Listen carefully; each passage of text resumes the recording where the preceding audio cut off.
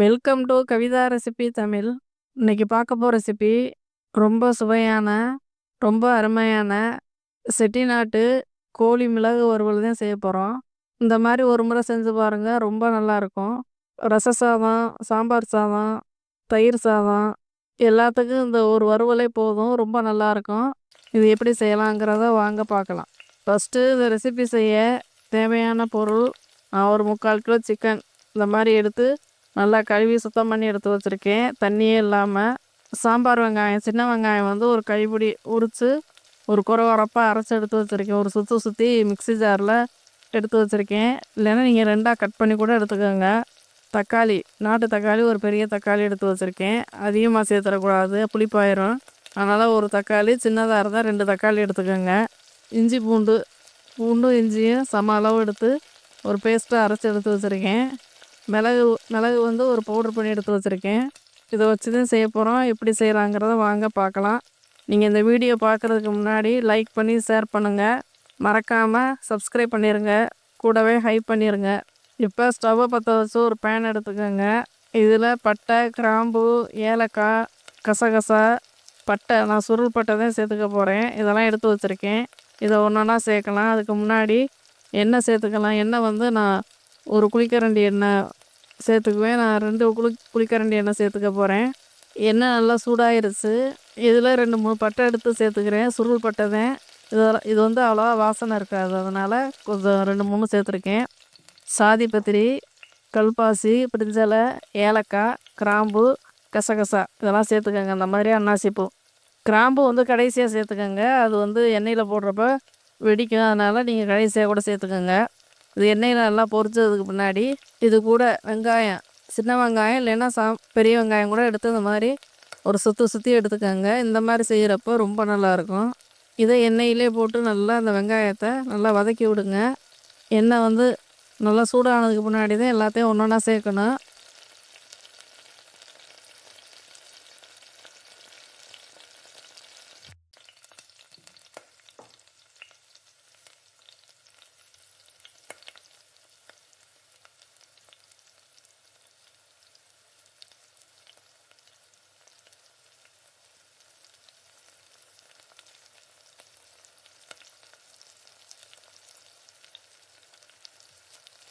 வெங்காயம் வந்து நல்லா கலர் மாதிரி வரணும், அப்போ தான் நல்லா வாசனையாக இருக்கும்.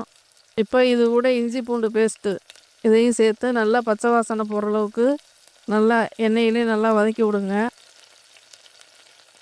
பாத்திரத்தில் ஒட்டாத அளவுக்கு நல்லா இஞ்சி பூண்டை வந்து நல்லா எண்ணெயிலே இந்த மாதிரி வதக்கி விட்டுக்கோங்க. தக்காளி கட் பண்ணி வச்சுருக்க தக்காளி இதோடு சேர்த்துட்டு, தக்காளி வதங்குறதுக்கு ஒரு 2 நிமிஷம் 3 நிமிஷம் ஆகும். அது வரையும் நீங்கள் வந்து நல்லா வதக்கி விடணும். இது சீக்கிரம் வதங்கணும்னா கொஞ்சமாக கல் உப்பு சேர்த்துக்கிறேன். கல் உப்புக்கு பதிலாக நீங்கள் தூள் உப்பு கூட சேர்த்துக்கோங்க. நான் கொஞ்சமாக சேர்த்து ஒரு 2 நிமிஷம் 3 நிமிஷம் அப்படியே நல்லா வதங்கட்டும். வதங்கினாதே அந்த எந்த ஒரு குழம்பும் வறுவலும் இந்த மாதிரி நல்லா ஒரு ருசியாக இருக்கும். இப்போ வந்து கூட்டி குறைச்சி இந்த மாதிரி தக்காளி நல்லா வதக்கி விட்டுக்கோங்க.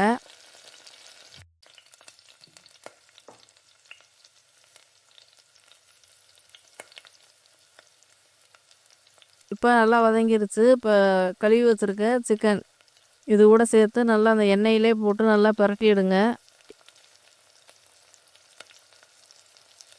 ஏற்கனவே நம்ம உப்பு சேர்த்துருக்கோம். இப்போ இந்த சிக்கனுக்கு சேர்க்கணும். இப்போ ஒரு 1/2 ஸ்பூன் 1/4 ஸ்பூன் நீங்கள் கறிக்கு ஏற்ற மாதிரி மஞ்சத்தூள் சேர்த்துக்கோங்க. மஞ்சத்தூள் கண்டிப்பாக சேர்க்கணும், இல்லைன்னா கவுச்சி வாசனை வர்றதுனால நீங்கள் இந்த மாதிரி சேர்த்து நல்லா கலந்து விட்டுக்கோங்க.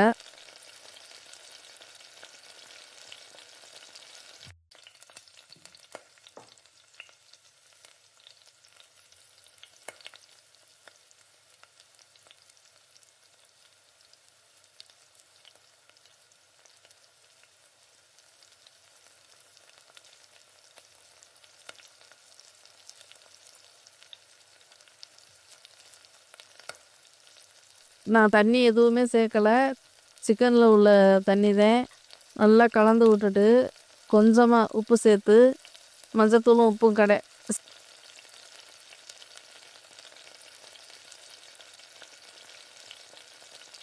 சேர்த்துட்டு நல்லா அந்த மாதிரி கலந்து விட்டு மூடி போட்டு ஒரு 5 நிமிஷம் அப்படி நல்லா உப்பு கறியாகவே நல்லா வேக விடுங்க. அப்போதான் ரொம்ப நல்லாயிருக்கும். இப்போ மூடி போட்டாச்சு, ஒரு 5 நிமிஷம் ஆகட்டும். ஸ்டவ்வை வந்து லோ ஃப்ளேமில் வச்சுருங்க. இப்போ ஒரு 5 நிமிஷம் ஆயிடுச்சு. இப்போ பாருங்கள், தண்ணி எதுவுமே சேர்க்கலை. தண்ணி எவ்வளோ தண்ணி வந்திருக்கு, சிக்கனில் உள்ள தண்ணி. நல்லா அந்த மாதிரி திரும்பவும் கலந்து விட்டு வெந்திருக்கான்னு செக் பண்ணிவிட்டு திரும்ப மூடி போட்டு வேக வச்சுக்கோங்க. இந்த மாதிரி இடையில இடையில இந்த மாதிரி கலந்து விட்டு செக் பண்ணி வேக வச்சுட்டு, இப்போ நான் வந்து கறி வெந்துருச்சு. இப்போ இது கூட எப்பயும் வீட்டில் அரைக்கிற மல்லி சீரகம்லாம் கலந்த பொடி ஒரு 2 ஸ்பூனுக்கு சேர்த்துருக்கேன். தனி மிளகாத்தூள் காஷ்மீர் சில்லி, அது காரமே இருக்காது, அது சேர்த்துருக்கேன். கறி மசாலா ஒரு ஸ்பூனுக்கு ஏற்ற மாதிரி சேர்த்துருக்கேன். எவ்வளோதான் நம்ம மசாலா எல்லாமே சேர்த்தா கூட அந்த கறி மசாலா போட்டால் தான் நல்லா ரொம்ப டேஸ்ட்டு கிடைக்கும். அதனால் இந்த மாதிரி கறி மசாலா ரெடி பண்ணி இந்த மாதிரி போட்டுக்கோங்க.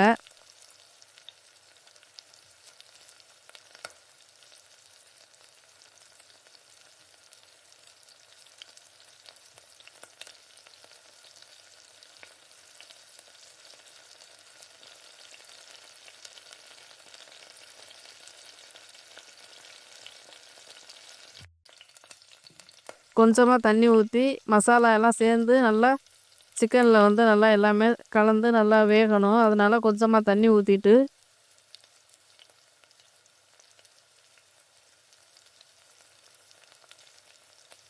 நல்லா கலந்து விட்டு மூடி போட்டு வேக வச்சுக்கலாம். ஒரு 5 நிமிஷம் வேகட்டும். ஏன்னா முக்கால் அளவு வெந்துருச்சு சிக்கனு. இப்போ மசாலா போட்டு திரும்ப வேக வச்சுருக்கேன். இப்போ சிக்கன் நல்லா வெந்துருச்சு. மசாலா வாசனை போய் நல்லா எண்ணெயெல்லாம் பிரிஞ்சு பாருங்கள், எந்த அளவுக்கு வந்திருக்கு. இதுதான் கரெக்டான பக்குவம். நீங்கள் இந்த மாதிரி செஞ்சு சாப்பிட்றப்ப சாப்பாடு எல்லாம் உடனே காலியாகும். சாப்பாடு எதுவுமே மீதி இருக்காது, அந்த அளவுக்கு ருசியாக இருக்கும். ஒரு தடவை செஞ்சு சாப்பிட்டீங்கன்னா திரும்ப திரும்ப இதே மாதிரி செய்ய சொல்லும்.